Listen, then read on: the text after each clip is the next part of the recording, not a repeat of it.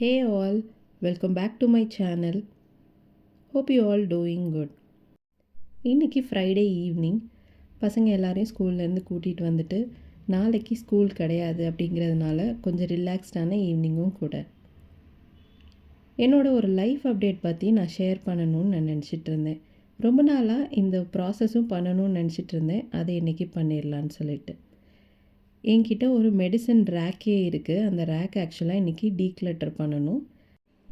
Declutter பண்ணும்போதே உங்ககிட்ட 2 விஷயம் ஷேர் பண்ணுறேன். கிட்டத்தட்ட என்னோடய லைஃப் ஜேர்னியில் ஒரு 25 இயர்ஸ்க்கு மேலேயே ஒரு மென்சுரல் பெயின் மந்த்லி எனக்கு அந்த பெயின் ஒன்று இருக்கும். இது எப்போன்னு பார்த்தீங்கன்னா ஆக்சுவலாக 6th கிரேட்லேயே நான் ஏஜ் அட்டெண்ட் பண்ணேன். பட் எனக்கு இந்த மென்சுரல் பெயின் அந்த கிராம்போடு சேர்ந்த பெயின் வந்து ஒரு 10th ஸ்டார்ட் ஆச்சுன்னு தான் சொல்லணும். ஆக்சுவலாக ஒரு 10th இருந்தே காலையில் ஒரு 10 o'clockலேருந்து ஒரு 2 o'clock வரையும் அந்த பெயின் வந்து பயங்கரமாக இருக்கும். அது எதுவுமே செய்ய முடியாது. பட் எனக்கு ஸ்கூலுக்கு போயே ஆகணும் அப்படின்ற ஒரு ஃபீல் இருக்கும். லீவே போடக்கூடாது அப்படின்ற மாதிரி. இப்போ இருக்க பசங்க மாதிரியெல்லாம் நம்ம அடிக்கடி லீவெல்லாம் எடுக்கிறது கிடையாது. ஸோ அப்படி போகும்போது கரெக்டாக 10 to 12 எப்படி மேனேஜ் பண்ணுறதுன்னு தெரியாமல் ஆக்சுவலாக வாஷ்ரூமில் ரொம்ப நேரம் நின்றுட்டுருப்பேன். அப்படி நின்றுட்டு இருந்தால் கொஞ்சம் பெயின் எனக்கு செட்டில் ஆகிற மாதிரி ஃபீல் ஆகும். என்னோடய அம்மாவுக்கும் இந்த ப்ராப்ளம் இருந்ததுனால ஒரு டாக்டரை கன்சல்ட் பண்ணி அவங்க ஒரு பெயின் கில்லர் கொடுத்தாங்க. ஸோ மந்த்லி அம்மா அந்த பெயின் கில்லரே எடுத்துகிட்டு இருப்பாங்க. அப்போ தான் எங்களை வந்து மேனேஜ் பண்ணி ஸ்கூலுக்கு அனுப்புகிறேன். இந்த ப்ராசஸே எனக்கு தெரியாதுன்னு வச்சுக்கோங்களேன் சின்ன வயசாக இருக்கும்போது. ஸோ அதே மாதிரி எனக்கும் கன்சல்ட் பண்ணி ஒரு பெயின் கில்லர் எடுக்க ஆரம்பித்தோம். பெயின் கில்லர் எடுக்க ஆரம்பித்தது பார்த்திங்கன்னா காலேஜ் போகிற அந்த டைம்லலாம். பட் அதுக்கு முன்னாடி ஒரு 10th 11th 12th வரையும் நாம் தான் மேனேஜ் பண்ணி ஆகணும். கரெக்டாக எனக்கு தெரிஞ்சு என்னோடய எக்ஸாம் சைக்கிள் டெஸ்ட்டு இந்த மாதிரியான நேரத்தில் தான் சோதனைக்குனே வரும். அதுவும் மேத் டெஸ்ட் அப்போ தான் எனக்கு இந்த ப்ராப்ளம் வந்து ரொம்ப விகரஸாக இருக்கிற மாதிரி ஃபீல் பண்ணுவேன். அம்மா இந்த மெடிசன்ஸ் எடுக்க ஆரம்பித்து ரொம்ப நாள் கழித்து கிட்டத்தட்ட ஒரு 36 37 அப்போலாம் அவங்க யூட்ரஸ் ரொம்ப வீக்காகி யூட்ரஸே ரிமூவ் பண்ணுற மாதிரி ஆகிடுச்சு. ஸோ அவங்களுக்கு அதோட ப்ராப்ளம் சால்வ் அப்படின்னு நினச்சிட்டேன். போஸ்ட் ரிமூவலுக்கு அப்புறம் கொஞ்சம் இஷ்யூஸ் அம்மாவுக்கு இருந்துகிட்டு இருந்துச்சு. நான் இந்த மெடிசன்ஸை அப்படியே கண்டினியூ பண்ணேன். ஸோ 10th 11th எடுக்கலைனாலும் அதுக்கப்புறம் காலேஜ் போனதுக்கப்புறம்லாம் மேனேஜ் பண்ண முடியாதுன்னு பெயின் கில்லர் ஃபுல்லாக எடுத்தாச்சு. அப்புறம் வேலைக்கு போகும்போதும் அது ஒரு 6-7 இயர்ஸும் எடுத்தாச்சு. கல்யாணம் பண்ணுறதுக்கு முன்னாடி நிறைய பேர் சொல்லிட்டுருந்தாங்க அந்த மாதிரி மெடிசன்ஸ் எடுத்தால் குழந்தை பிறக்கிறதெல்லாம் கொஞ்சம் கஷ்டமாக இருக்கும் அப்படின்னு சொல்லிட்டு. ஸோ நமக்கு அதுவும் தெரியலை. ஸோ எடுத்தாச்சு. அந்த மெடிசன் பெயின் கில்லர் எடுக்கும்போது பட் ஃப்ளோட் ஆகிற மாதிரி ஒரு ஃபீல் இருக்கும் நமக்கு. அந்த நேரத்துக்கு அதை சரி பண்ணிக்கலாம் அவ்வளோதான் அப்படின்னு. பட் இது நாள் ஆக ஆக என்னோடய ப்ராப்ளம் வந்து ரொம்ப எனக்கே தெரியல இது எதனால தான் இந்த ப்ராப்ளம் நம்ம ரூட் காஸ் கண்டுபிடிக்காமல் வெறும் சிம்டம்ஸை மட்டுமே நம்ம வந்து செட்டில் பண்ணிகிட்டே இருந்திருக்கோம் அப்படின்னு சொல்லிட்டு. ஸோ இந்த இடத்துல நான் ஒரு பாஸ் வைக்கிறேன். ஸோ இதை வந்து நான் எப்படி க்யூர் பண்ணேன் அப்படிங்கிறதையும் நான் லாஸ்ட்டில் சொல்கிறேன். செகண்ட் சினாரியோ பார்த்திங்கன்னா என்னோடய பொண்ணு. என் பொண்ணுக்கு இப்போ 11 இயர்ஸ் ஆகுது. ஒரு 2 இயர்ஸாக இருக்கும்போது நாங்கள் அவுட் ஆஃப் கண்ட்ரி போயிட்டோம். பெங்களூரில் இருந்து நாங்கள் வேறு இடத்துக்கு போகணுன்னாலும் போன கண்ட்ரி ரொம்ப கூலிங்காக இருந்ததுனால அவளுக்கு அடிக்கடி இன்ஃபெக்ஷன் ஆகிறது கோல்டு பிடிக்கிறது இப்படின்னே இருந்துகிட்டே இருந்துச்சு. ஃபஸ்ட்டு 1 இயர் பெருசாக தெரியல. ஸ்கூலில் சேர்த்ததுக்கப்புறம் தான் இந்த ப்ராப்ளம் வந்துச்சு. நாள் ஆக ஆக அந்த ப்ராப்ளம் வந்து இயர் இன்ஃபெக்ஷனாக மாறி இயர் இன்ஃபெக்ஷனில் கொஞ்ச நாள் ஒரு சில டெசிபல்ஸ்லாம் கேட்காத மாதிரியே வந்து ஒரு ஃபீல் இருந்துச்சு. சரின்னு அங்கேருந்து ஒரு 2.5 3 இயர்ஸ் கழித்து திருப்பி இந்தியா வர்றப்போ அங்கே உள்ள டஸ்ட் அலர்ஜிலாம் வந்து கொஞ்சம் மேனேஜ் பண்ண முடியல அவங்களால. ஃபஸ்ட்டு ஸ்டார்டிங்கில் வந்து நோஸில் இருந்து கொஞ்சமாக ப்ளட் வர்றது இந்த மாதிரிலாம், அதாவது நர்வ் ப்ரிக் ஆகி ப்ளட் வர்றது அப்படின்னு இருந்துச்சு. ஸோ நம்ம என்ன நினச்சிக்குவோம் ஊரில் வந்து ரொம்ப ஹீட் ஜாஸ்தியாக இருக்குது அதனால தான் அப்படின்னு சொல்லிட்டு. பட் நான் போன பீடியாட்ரிக்ஸ் வந்து கொஞ்சம் நல்லா பார்த்து சொன்னாங்கங்கிறதுனால இது சிக்கன் சாப்பிட்றதுனாலலாம் கிடையாது, அதாவது நர்வ்ஸ் ரொம்ப இதாக இருக்கிறதுனால ப்ரிக்காகி அந்த மாதிரி ஆகிடும்னு அதெல்லாம் மேனேஜ் பண்ண சொல்லி கொடுத்தாங்க. ஸோ 1 இயர் அதை முடிகிறதுக்குள்ளே பார்த்திங்கன்னா அடிக்கடி இன்ஃபெக்ஷன் வர ஆரம்பித்து டான்சில்ஸ் ஆகிடுச்சு.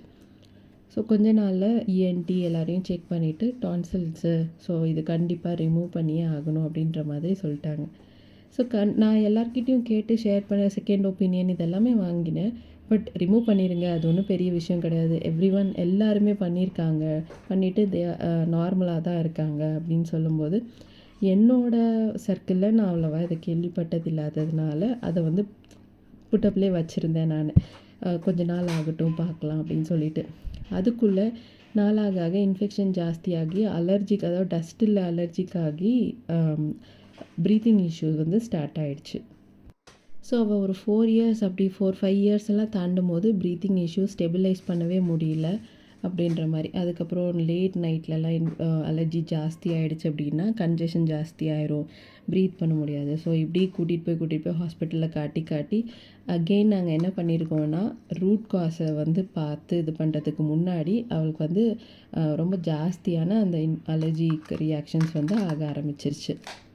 நெபுலைசர் யூஸ் பண்ண ஆரம்பித்து நெபுலைசர்லேருந்து அடுத்து நாங்கள் இன்ஹேலரை யூஸ் பண்ணுற அளவுக்கு வந்தாச்சு. ஸோ ஃபைனலாக நான் என்ன டிசைட் பண்ணேன்னா, வி நீட் அ சொல்யூஷன். இல்லை லைக் லாஸ்ட் மொமெண்ட் வரையும் நம்ம இந்த ஒரு இன்ஹேலரை யோசிச்சுட்டே இருக்க முடியாது அப்படின்னு. ஸோ எங்களுக்கு ஒரு கவுன்சிலிங் செஷன்லாம் அரேஞ்ச் பண்ணுறேன் அப்படின்ற மாதிரி சொன்னாங்க. இட்ஸ் லைக் இன்ஹேலருங்கிறது பெரிய விஷயம் கிடையாது. நெபுலைஸ் எப்படி பண்ணுறோமோ அதை வந்து இன்ஸ்டண்ட்டான ஒரு இது பண்ணுறது தான் நெபுலைசேஷனே தவிர, லைக் இன்ஹேலிங்கை தவிர மற்றபடி ஒரு பெரிய விஷயம் இல்லை அப்படின்லாம் சொன்னாங்க. ஸ்டில் நம்மளுக்கு ரூட் காஸ் கண்டுபிடிச்சி அதை சரி பண்ணிக்கணும் அப்படின்னு நினச்சிட்டு இருந்தேன். ஸோ இந்த ரெண்டு சினாரியோவிலையும் நான் ஃபைண்ட் பண்ண ஒரே சொல்யூஷன் பார்த்திங்கன்னா, நிறைய இந்த ஸ்மார்ட் மம்மிஸ் அப்படின்னு சொல்லிட்டு ஃபேஸ்புக்கில் ஒரு குரூப் இருக்கும். ஸோ நான் ஆஃபன் செக் பண்ணிகிட்டே இருப்பேன், லைக் இந்த மாதிரி இஷ்யூஸ்க்கெல்லாம் பேரண்ட்ஸ் எப்படி ரெஸ்பாண்ட் பண்ணியிருக்காங்க அப்படின்னு சொல்லிட்டு. ஸோ அதில் நிறைய பேர் ஹோம் ரெமிடிஸ் அப்படிலாம் சொல்லியிருப்பாங்க. பட் ஹோம் ரெமிடிஸ் வந்து அந்த இன்ஸ்டன்ட்டுக்கு மட்டும்தான் நமக்கு சரியாகிற மாதிரி ஒரு ஃபீல் இருக்கும். அது போக நிறைய பேர் ஹோமியோபதி பற்றி பேசியிருப்பாங்க. ஸோ அதுக்கப்புறம் ஹோமியோபதியில் உள்ள மெடிசன்ஸு கொஞ்சம் ரொம்ப நாள் நம்ம ஆனால் எடுக்கணும், பட் ரூட் காஸை சரி பண்ணுவாங்க, இப்படிங்கிறது எல்லாத்தையும் அதுலேருந்து நான் லேர்ன் பண்ணிக்கிட்டேன். அது போக என்னோடய ஃப்ரெண்ட் வந்து ஒரு ஹோமியோபதி டாக்டரை ரெஃபர் பண்ணியிருந்தாங்க. சரி, அந்த டாக்டர்கிட்ட நம்ம கன்சல்ட் பண்ணி பார்க்கலாம் அப்படின்னு சொல்லிட்டு ஃபஸ்ட்டு நான் என் பொண்ணுக்காக பேசினது தான் அவங்கக்கிட்ட பேசினோம். பேசிட்டு அவங்க சொன்னது என்னென்னா, 2-3 விஷயம் அவங்கக்கிட்டேருந்து நான் எடுத்துக்கிட்டது என்னென்னா, ஃபீவர் அப்படின்ற ஒரு விஷயத்துக்கு வந்து மெடிசன் கொடுத்து செட்டில் பண்ண வேண்டாம் அப்படின்னு சொல்லிட்டு. பட் எனக்கு சின்ன வயசுலேருந்து ஃபீவர் அப்படின்னு ஒரு விஷயம்னா, என் தம்பிக்கு ஃபீவர் ஜாஸ்தி ஆனதுனால ஃபிட்ஸ் வந்துடுச்சு அப்படின்ற ஒரு தாட் மட்டும்தான் இருந்துச்சு. ஸோ ஃபீவர்னால் நம்ம மெடிசன் கொடுக்கணும் அப்படின்னு. பட் அவங்க சொல்லி தான் எனக்கு வந்து உள்ளே நல்லா வாங்கிட்டேன்னு சொல்லணும் ஆக்சுவலாக.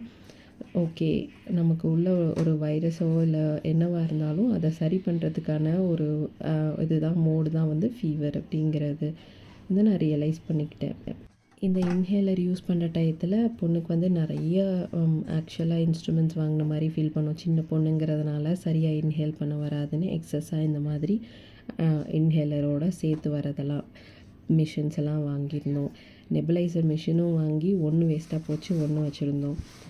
ஆக்சுவலாக மிச்ச இன்ஸ்ட்ருமெண்ட்ஸ்னு பார்த்தா வீட்டில் குறைவாக தான் இருக்கும். பட் இந்த ப்ரீத்திங் இஷ்யூஸ் ரிலேட்டடான இன்ஸ்ட்ருமெண்ட்ஸ் தான் வந்து ஜாஸ்தியாக இருந்த மாதிரி இருந்துச்சு. ஸோ பொண்ணுக்கு ஹோமியோபதியில் பார்க்க ஆரம்பித்து அது வந்து ரொம்ப நல்ல ரிசல்ட் கொடுத்த மாதிரி ஒரு ஃபீல் இருந்துச்சு. லைக் அவங்க அந்த ரூட் காஸை மட்டும் சரி பண்ணுறது இல்லாமல் ஒரு இம்யூனிட்டியும் சேர்த்து பில்ட் பண்ணாங்க அப்படின்னு தான் நான் சொல்லணும். கிட்டத்தட்ட என் பொண்ணுக்கு ஒரு 2.5 இயர்ஸ் அப்படி கிட்ட தான் மெடிசன்ஸ் எடுத்தோம். அதுக்குள்ளே கோவிட் அப்படின்ற ஒன்று வந்துருச்சு. கோவிடில் கிட்டத்தட்ட என் வீட்டில் இருந்த 4-5 பேர்கிட்ட அஃபெக்ட் ஆனாங்க. பட் என் பொண்ணு ஓரளவுக்கு நல்லா ரெஸ்பாண்ட் பண்ண மாதிரி நான் ஃபீல் பண்ணேன். அதுக்கப்புறம் அவங்கக்கிட்ட ஒரு நல்ல இம்ப்ரூவ்மெண்ட் இருந்துச்சு. இயர்லி ஒரு மந்த்லி பார்த்திங்கன்னா நிறைய நாள் நான் இன்ஹேலர் எடுக்கணும் அப்படின்ற மாதிரி எல்லாம் ஒரு சினாரியோ இருந்துட்டு இருந்துச்சு. அதுவும் கோல்டாக இருக்க டைம், வெதர் ரொம்ப நல்லா இல்லை, இன்ஃபெக்ஷன் ஃப்ளூ இருக்க டைம்லாம் வந்து ரொம்ப நிறைய எடுக்கிற மாதிரி ஒரு ஃபீல் வரும்.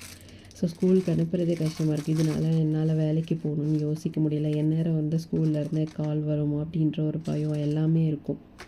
அதுக்கப்புறம் இப்போ ஒரு சேஃப்டிக்காக கையில் ஒரு இன்ஹேலர் கொடுத்து விடுறேன். பட் டஸ்ட் அலர்ஜி, அதாவது எதுன்னு நாங்கள் ஃபைனலாக கண்டுபிடிச்சி தான் டஸ்ட்டுக்கு அப்படின்னு முடிவுக்கு வந்தோம்.